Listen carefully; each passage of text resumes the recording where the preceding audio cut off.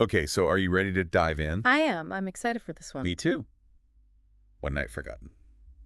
We're getting a sneak peek. Before it even comes out, Right. January 31st, 2025. mark your calendars. So, you're listening to this, which means you like to get to know the characters first, A right? little behind the scenes action. Yeah, exactly. So we got this fun little Q&A with Aria and Riley, The main character. his main couple. Yeah. It's going to be good. Okay, so real quick, who are they? Aria's a nurse, total type A probably. Organized, likes things just so. Yeah. And Riley. His past is a little more mysterious. Yeah, it says something about maybe being a fighter. Ex-fighter, yeah. Yeah. So maybe a little rough around the edges. Okay, so maybe some broken bones in his past, Right. but not his own, right? Right. Definitely sounds like he was the one dishing it out. Exactly. But what I really want to get into is how they talk about each other in this Q&A. There's some serious tension there. Oh, yeah. Like, right off the bat, they both seem to have this need to be in control. Yeah, it's like they both want to be the boss. Exactly. Aria kind of jokes about being bossy because she's a nurse, Yeah. but then she admits she actually likes that Riley is all alpha and protective. Which makes total sense, right? It's like that classic opposites attract thing. But then you have Riley, who, when asked who wears the pants of the relationship, just flat out says me. Yeah. Obviously. No hesitation. Confident much. Totally. So is this clash of personalities going to be a source of conflict?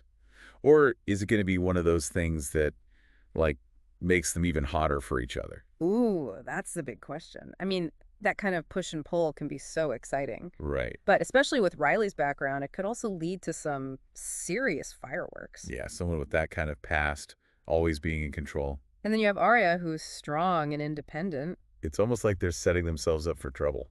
It really makes you wonder how they're going to navigate that. And they seem aware of it, too. Like, Aria calls Riley intense, even a little intimidating. Yeah, and Riley calls her a perfectionist. So they're both picking up on these qualities that could be both good and bad. Exactly.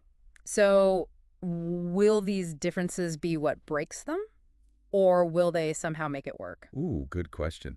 And speaking of intense, can we talk about the flirting in this thing? Oh my God. He's like, they're already playing this game of cat and mouse. Total foreplay. Aria says she likes to make him sweat a little. Make him work for it. And Riley's just like, I go after what I want. So smooth. Right. But here's the thing that I found interesting. Aria actually admits that she likes it when Riley makes the first move. So maybe she's not as much of a take charge kind of girl as she makes herself out to be. Maybe. There's definitely a lot more going on beneath the surface. No, she's a bit of a contradiction. Like, she also loves cheesy rom-coms. Oh, yeah, I forgot about that. It's just a little detail, but it made me think she might actually have a softer side than she lets on. And how do you picture Riley reacting to that? Can you imagine him sitting through a whole movie marathon with her? Ooh, that could be a hilarious scene. Like, picture her all snuggled up, loving it, and him just suffering. Or maybe he secretly loves them too.